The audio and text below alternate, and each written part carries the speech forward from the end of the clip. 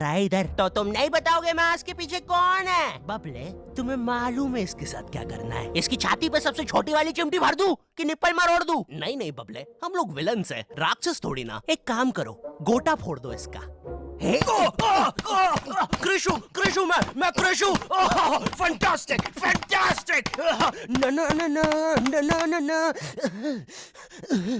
क्या कर रहा है ये? मेरे को कुछ सही नहीं लग रहा।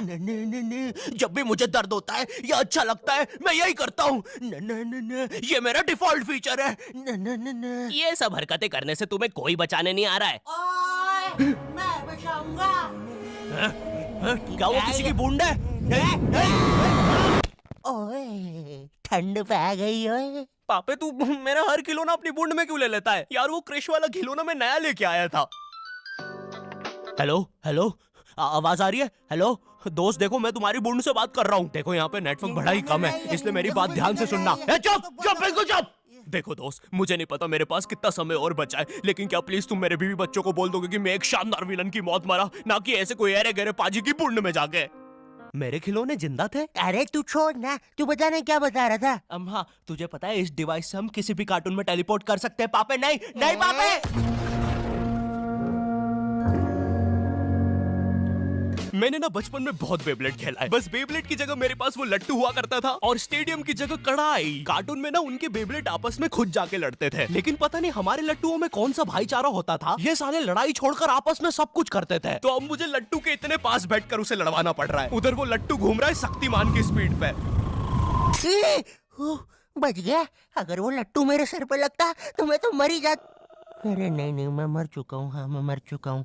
लगा था वो लट्टू मेरे सर पे। बेब्लेड वाले शो में ना उनके बेब्लेड से एक बीस्ट निकलता था, लेकिन हमारे 5 वाला लट्टू कोई बीस्ट नहीं निकालता था। ये अगर कुछ निकालता था तो वो बच्चों के मुंह से दांत या आंख, और कभी कभी तो चिंगारी भी निकल जाती थी, वो रोड पे जम से फेंक दो तो अब बीस्ट वाला फीलिंग देने के लिए हम बुलाते थे मोनू और बाबू को। देखो हम सबके बचपन में एक ऐसा दोस्त तो होता ही है जिसे देखकर हमेशा ऐसा लगता था कि ये सीमेंट के बोरे से उठ के आया है। पूरे समय उसके बालों से सरसों के तेल के हग्गापे की बदबू आती रहती थी। हाँ, यही दोनों थे मोनू और बाबू। ये दोनों बनते थे हमारे बेब्लेड के बीस्ट। वैसे कायदे से तो इन दोनों को किसी तेलुगु पिक्चर में तेल और गू नाम के दैत्य या तो असुर बनना चाहिए था। खैर, तो ये दोनों लट्टू के पीछे बीस्ट बनकर लड़ाई करते थे। कभी कभी तो ये लोग अपने ही किसी गेम में बिजी रहते थे।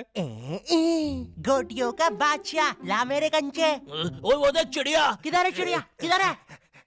ओए कोई बात नहीं दोस्त, तुझे तो पता ही है बाबू ऐसा ही है। तुम्हें पता है ना ये कितना जरूरी सामान है। वो देखो चिड़िया। किधर है? अरे किधर है चिड़िया? साला हमको झूठ बोला। तुम क्या देख रहे थे बे मोटे? आपको तो पता ही है सर, बाबू ऐसा ही है। तुम मेरी बीवी के साथ क्या कर रहे हो? चिड़िया। अरे रूम में कैसे आएगी? किधर है चिड़िया? अरे मेरी बीवी। तुम्हें तो पता ही है दोस्त, बाबू ऐसा ही। कौन है तू? अब तू कौन है? मैं तुम्हारी पत्नी का तीसरा बॉयफ्रेंड, अपनी बारी का इंतजार कर रहा था। और बस मैं ही नहीं, हम सब अपनी बारी का इंतजार कर रहे थे। चलो वो जा चुकी है। चलो भाई चलो, मुझे तो पता ही था, इससे तो कोई नहीं चला जाता। हमारे मोहल्ले के लट्टू वर्ल्ड चैंपियन थे सोंटी भैया, और इनके पास था एक विनाशकारी मूव। जब लट्टू पे लगेगा तेल, होगा मौत का खेल। अरे बाप रे! अगर एक बार वो लट्टू सोंटी भैया की बुंड में घुसा, फिर तो सोंटी भैया एक ही बार में पूरा मोहल्ला हरा देते थे। वैसे ये मूव बार बार करने के कारण सोंटी भैया के इंटरनल ऑर्गन डैमेज हो गए थे। देखो सोंटी, मुझे तुम्हें बताते हुए बड़ा बुरा लग रहा है, लेकिन जब मैं 5 साल का था, मेरा मामा मुझे बड़े बुरे तरीके से छूता था। और हाँ, तुम्हारे इंटरनल ऑर्गन्स में काफी गैप आ गया है, अब तुम कभी माँ नहीं बन सकते। हाँ मुझे पता है तुम पहले भी नहीं बनने वाले थे, लेकिन just in case.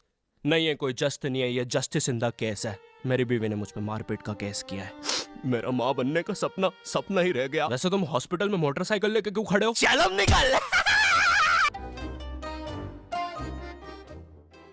Dragon ball जी, भाई इस शो को देखने में मैंने अपनी जिंदगी का इतना ज्यादा टाइम बर्बाद किया है, क्योंकि इसमें हीरो और विलन्स आपस में 6-6 महीने तक नहीं लड़ते थे। 300 एपिसोड तक बस एक दूसरे से बातें ही करते रहते थे। Goku फ्रीजा, Goku फ्रीजा।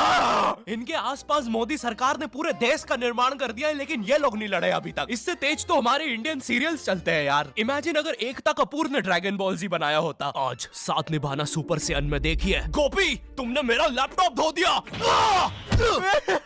गोकू मैं प्रेग्नेंट हूँ। अभी तो नहीं थी, लेकिन अब हूँ। है ना ये खुशी की बात?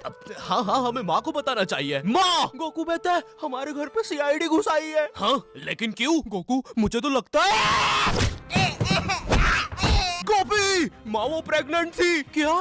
कल तो नहीं थी, एकदम से कैसे? माँ, चलो उसे नीचे से गिरते हुए देखते हैं। हाँ हाँ। गोपी!